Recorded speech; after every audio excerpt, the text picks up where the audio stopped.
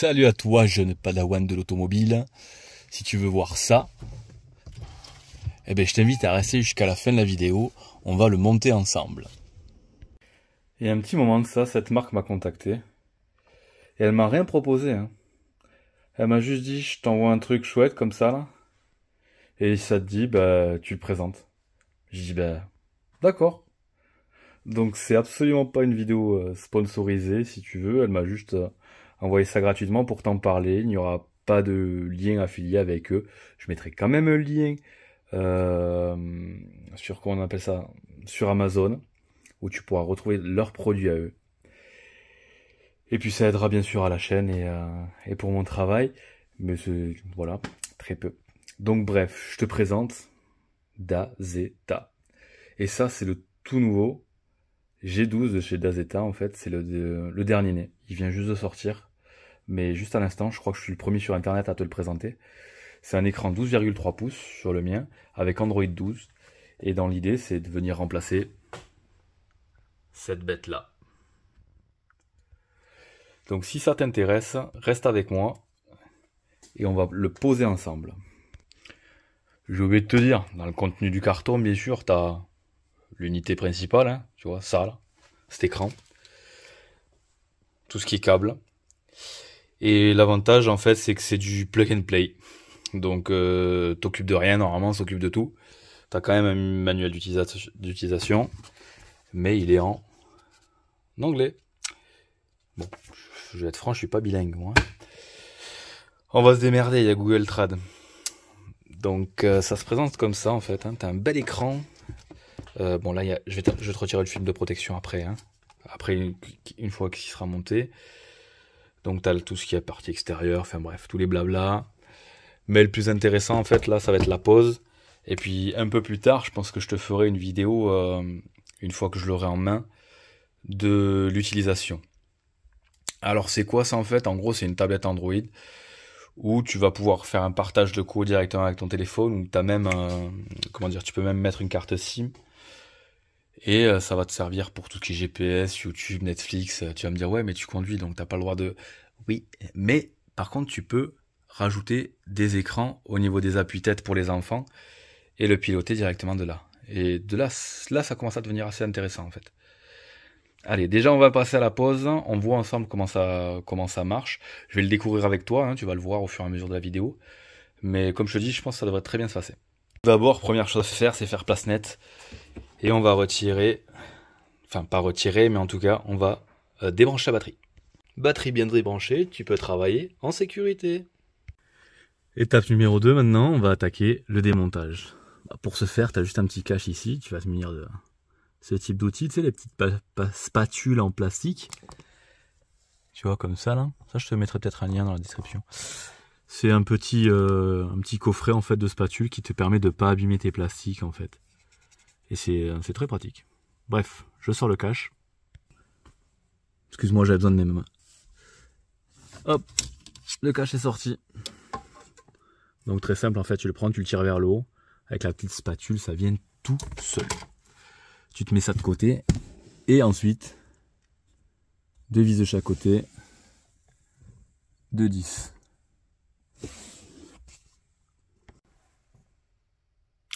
Une fois les 4 vis sorties, eh ben, tu essaies de pas tout casser. Hop là, pardon. Tu tires tout doucement, mais fermement. Et ça sort. Alors de là, tu as un sac de câbles. Hein. Mais t'inquiète, chaque câble va à sa place. Voilà ce qui se passe derrière l'autoradio. Donc, tu peux pas te tromper. Hein, parce que chaque faisceau a son emplacement en fait. Voilà. Voilà à quoi ça ressemble donc du coup, le petit autoradio démonté. Petit ventilateur derrière, les petits clips, tout ce qui est faisceau. Hop là, excuse-moi. Donc, très simple. Putain, il y a de la poussière, c'est un truc de fou. On voit que c'est du 12 volts, les haut-parleurs en 4 ohms, c'est du Panasonic, machin chose, bref. Rien de fou quoi. Ça c'est l'origine. Et ça, c'est ce qu'il y a derrière. Pour la comparaison, celui d'origine et celui qu'on va monter. Il y a une petite différence. Hein. Et donc je vais ouvrir le premier, là où il y a le plus de câbles en fait. On va regarder ensemble tout ce qu'il y a dedans. Donc j'imagine qu'il y a une partie, tu vois là je vois la partie GPS, une partie HDMI. Donc je vais te déballer tout ça. Il y a pas mal de faisceaux comme ça. Je te dis, hein, je découvre avec toi. Hein. Je lirai la notice après. Et je te dirai ce que j'ai fait en fait après. Donc il y a plein de faisceaux comme ça, tu vois. Là tu as une prise USB. Là tu as un slot avec... Enfin, tu as deux autres prises USB. L'antenne GPS. Le truc de la carte SIM. Le micro. Bref, plein de trucs quoi. Donc objectif, tout monté je pense. Je découvre, c'est génial. Mais je te dirai après combien de temps j'ai mis et voir si j'ai galéré réellement. Donc tu as déjà vu, tu vois, que pour le démontage c'est super méga simple. 4 vis, tu débranches tout ça, ça va à une vitesse phénoménale. Mais pour la suite, je te dirai après, je te ferai tout ça, un petit condensé, un petit résumé de tout ça. Donc le premier faisceau que je t'ai montré, c'est pour tous les accessoires. Et là, c'est vraiment tout ce qui est partie interface, en gros, entre l'autoradio et le faisceau d'origine. Donc tu vas retrouver en fait tous les faisceaux d'origine auxquels tu vas pouvoir te plugger dessus directement. Et tu vas pouvoir directement te plugger à ton autoradio. Et à partir de là, l'autoradio va fonctionner. Et tout le reste, ça va être pour les accessoires. Ok ? Je suis un peu rouillé pour info, le dernier autoradio que j'ai monté, je crois que c'était sur ma Mercedes que j'avais à l'époque quand j'avais 19 ans. Là. Mais ça remonte. Hein. Après, c'est les autoradios d'époque, tu sais, avec l'écran qui faisait lecteur DVD. Tuning, quoi. Désolé, mon ami. J'ai pas eu le temps de rallumer la caméra. En fait, ça fait un petit moment que je bataille pour être franc. Sache-le, il y a 2 connecteurs qui peuvent s'inverser. Donc, voilà quoi. Allez, je continue sur les trucs. Je te montre après ce que ça rend vraiment. Et je vais t'expliquer là où j'ai galéré réellement et le pourquoi du comment. Bon, j'ai fait un montage à blanc. Tu vois toujours l'écran qui est moche, c'est juste parce qu'il y a la protection. Hein. Donc pas de stress. J'ai le coffre ouvert toujours. Le son fonctionne. Pour l'instant, tout va bien. On continue. Difficile à voir là, tu vois, mais ça marche pour l'instant comme une tablette. Déjà, tu peux régler la langue en français. Donc, c'est vraiment comme une tablette. Hein. Après ça, je te ferai un réel retour une fois l'avoir un petit peu plus utilisé et l'avoir un petit peu plus en main. Mais pour être franc, hop, je regarde ma montre. Ouais, ça fait une bonne heure que j'y suis dessus en fait. Parce que, en fait, sur ton connecteur, au niveau de ton autoradio, tu vois, tes connecteurs d'origine, en fait, il y avait celui-là qui rentrait dans celui-là. Et c'est pour ça qu'en fait, je n'arrivais pas à démarrer l'autoradio. Donc, rien de grave, ça a fait péter aucun fusible, rien du tout. Hein. Ça, je regardais c'était juste l'alimentation, en fait, qui était décalée. Donc, bizarrement, ça n'a causé aucun dommage. Mais c'est un problème du coup que je vais leur signaler moi, hein, que au niveau de leur détrompeur, il y a un risque de se détromper. Pardon, c'est entre celui-là et celui-là, entre les deux extérieurs en fait. Après, une fois que j'ai repris la notice que j'ai téléchargée directement, en fait, il te montre juste quel faisceau on branche en fait. Et là, je me suis dit mais c'était vraiment con en fait, donc voilà. Donc j'ai trouvé de suite. Sur tout ce qui est branché, il n'y en a que 5, pardon, avec mes petits doigts. 5 faisceaux qui sont branchés là-dessus. Et tu vois la partie basse là, avec l'USB, ça fonctionne toujours. Tu as des prises USB supplémentaires, une prise HDMI supplémentaire aussi. Donc comme je te disais en début de vidéo, où tu vas pouvoir le brancher directement hein, si tu veux rajouter des écrans pour les enfants derrière, donc ça c'est pas mal. Après, là, je vais enlever ce bip qui est horrible. La radio fonctionne à merveille, le son marche super bien, la nav aussi. Il te faut juste, en fait, tu vas te connecter à ton code Google, puis tu as une tablette Android, en gros, hein, tu as la dernière version d'Android. Pour l'instant, j'aime beaucoup. Il me tarde d'enlever ce petit papier-là. Je vais l'enlever et je te montre le résultat final. Alors pour les données techniques, ça va peut-être parler à certains d'entre vous, hein. Donc là, tu peux voir les... Je sais pas comment ils appellent ça, les cartes mères. La mémoire vive. Après, il y a une mémoire de 64 Go dessus. Mais tu as déjà quand même 16 Go qui sont mangés par le système. Donc tu as une quarantaine de gigas qui sont encore disponibles. Moi, je suis assez étonné en fait de la réactivité de la tablette.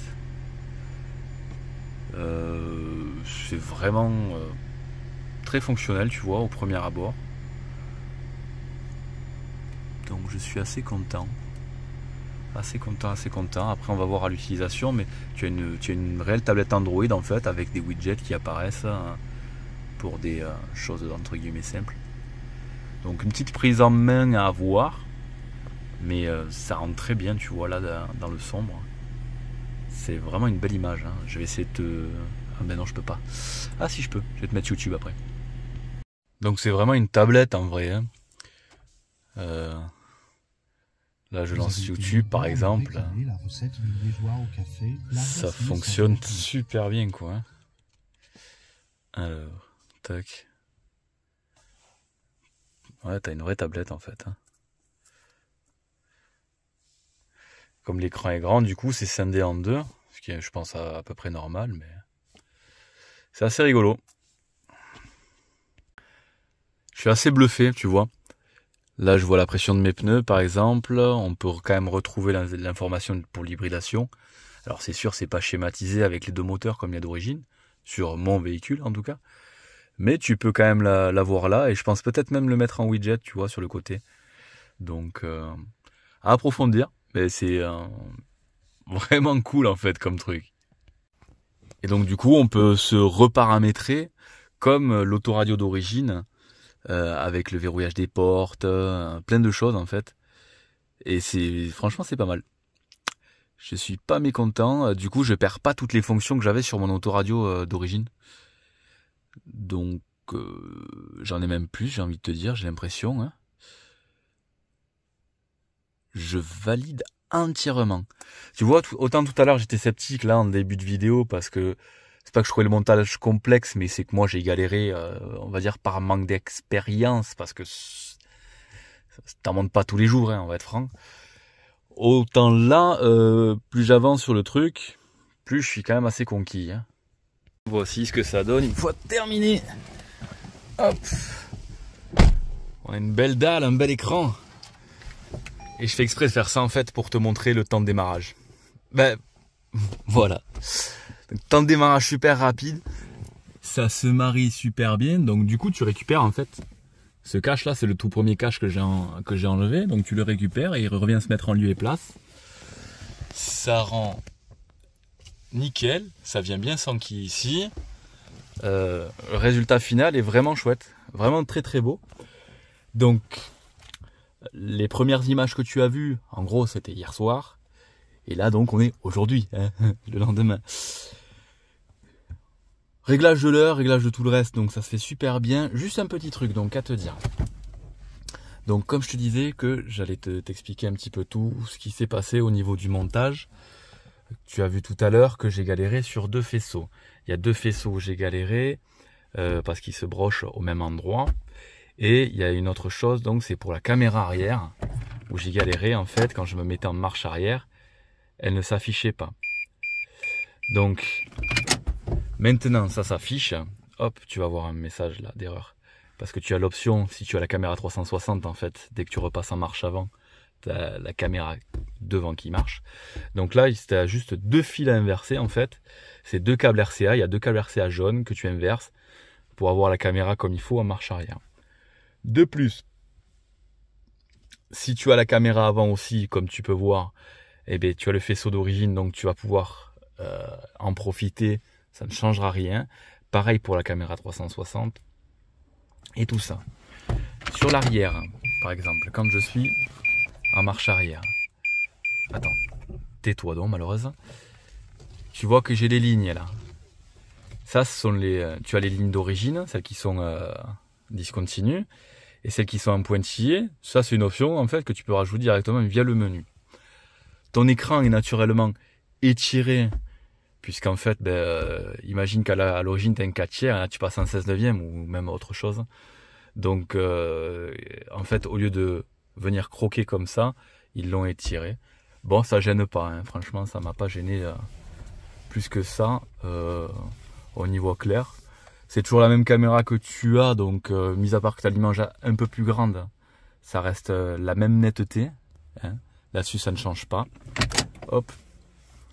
Ensuite, je te dis, j'ai pas la caméra avant. Ça, je lui ai envoyé un mail ce matin, là, ils m'ont dit qu'on pouvait le désactiver du coup quand t'as pas la caméra avant. Si tu veux te connecter directement, tu as Android Auto, Apple CarPlay. Ça se connecte très rapidement. Franchement, là je le fais pas parce que si je le fais, ça va couper la vidéo. Donc tu appuies sur ton petit truc Android Auto et puis ça fonctionne. Tu peux faire le partage de connexion via du coup ton smartphone et tu vas pouvoir accéder à YouTube Music, Deezer, enfin ce que tu veux. En ce qui concerne la navigation, c'est Google Maps. Donc j'ai envie de te montrer sans te montrer. Voilà, Google Maps. Tac. La musique, tu peux mettre de la musique dessus, puisque comme je te disais, tu as un disque dur. Donc tu peux mettre de la musique dessus. Moi je me suis fait sortir pour l'instant. Tu vois, je t'ai montré en début de vidéo que tu avais des USB en plus. Donc tu as un USB traditionnel, on va dire, et un USB pour connecter le téléphone. Donc je sais pas si tu te souviens, à l'époque, j'avais acheté ce petit accessoire qui vient se glisser ici. Tiens, je vais essayer de te le mettre, hop, rapidement, clac clac. Voilà, c'est à la volée. Que j'avais mis ici, auquel je peux du coup faire sortir mes deux USB ici. Donc ça, ce sera caché derrière, ça ne se verra plus. Donc je pense que je vais monter ça d'ici peu. C'est pour ça que je me les suis fait sortir ici, les deux USB. Ensuite, qu'est-ce qu'il y a d'autre? Donc je t'ai dit, oui, ces prises-là, elles fonctionnent comme à l'origine. Ça ne change pas. Sauf que du coup, non, mais même pas, j'allais dire des conneries. Même si tu veux lire ta clé USB traditionnelle, tu peux la lire de là. En parlant de clé USB traditionnelle, tu vois, hop, je vais mettre ma petite clé USB d'ailleurs dessus. Je vais te le montrer. Je sais pas si tu as l'habitude d'écouter un peu d'USB là-dessus. Donc tu vois, ça devient rouge, ça se connecte assez rapidement. Mais comme tu as Google, tu as le Play Store dessus, il va falloir, je pense, que tu... comment on appelle ça?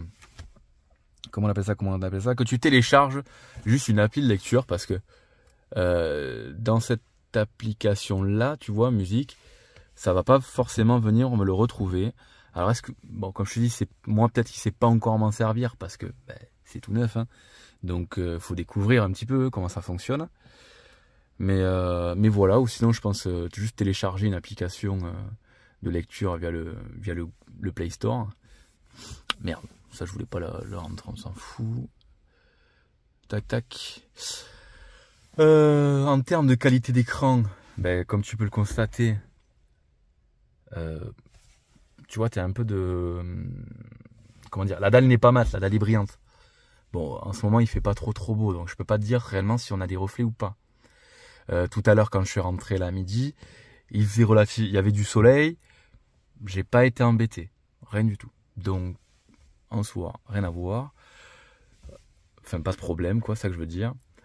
Sur la radio, le truc que je n'aime pas forcément, moi, c'est qu'il n'y a pas noté les stations, par exemple. 45 minutes plus tard. Alors là, voilà. Ensuite, tout ce qui est... Hop, on va couper le son. Tout ce qui est commande au volant, comme à l'origine, en fait, ça fonctionne. Même la partie mode, si tu veux changer de source, ça va marcher. Tac, tac. Donc, tu peux passer à vidéo, AV, machin, enfin, auxiliaire, pardon. Et tu peux revenir à ta radio. Donc ça fonctionne très bien. Aucun problème. Ton petit bouton Home pour revenir à ta page d'accueil. Bref, pour l'instant, très content du résultat, donc j'ai pu le tester qu'une seule journée. Mais je te dis, je te ferai réellement une vidéo détaillée, je pense, d'ici quelques semaines, pour t'expliquer réellement tout le schmilblick, la manière dont ça fonctionne, voir si j'ai eu des soucis, des petits bugs, voir si j'ai eu rencontré des problèmes, enfin bref, tout ça je te le détaillerai un peu plus tard, mais pour l'instant, rien à redire. J'ai un petit truc à te dire, si tu vois sur le côté là, tu as un petit bouton RST, l'autre micro, et en plus, tu vois, tu peux rajouter un micro supplémentaire que moi pour l'instant j'ai positionné là, je ne l'ai pas encore collé, il faut que je le colle, parce que j'attendais de dégraisser ici. Donc j'ai testé le téléphone aussi avec, ça fonctionne à merveille. Que dire de plus? Je sais pas, je pense que je t'ai tout dit. Donc bon, si ça t'a plu, même si c'est un peu long, tiens, parce que les feux se sont éteints. Tu vois, ça prend en charge aussi les feux, donc tac. Là j'allume les feux, et là je les éteins. Donc t'as le mode jour, t'as le mode nuit. Si ça t'a plu, sache que, comme je te disais, ça c'est la toute dernière version. La G12, elle existe aussi avec l'écran plus compact en 10 pouces et quelques. Et elle n'existe pas que pour les Toyota aussi. Hein. Si tu as du Peugeot, regarde sur leur site. Je te mets le lien de leur site en description. En fait, je t'avais dit en début de vidéo que je te le mettrais pas, mais je te le mets en description. Et comme ça, tu verras tout le matériel qu'ils font. Et ils font vraiment des trucs vraiment de bonne qualité. Si tu connais pas, ils sont passés aussi au SEMA Show la semaine dernière. Bref, c'est pas des lapins de 6 semaines non plus, quoi. Bref, je te dis à bientôt. N'hésite pas à liker, partager si ça peut intéresser d'autres personnes. Je te mets, comme je te dis, le lien dans la description. Et puis je te fais des gros bisous. Je te dis à bientôt. Ciao, ciao.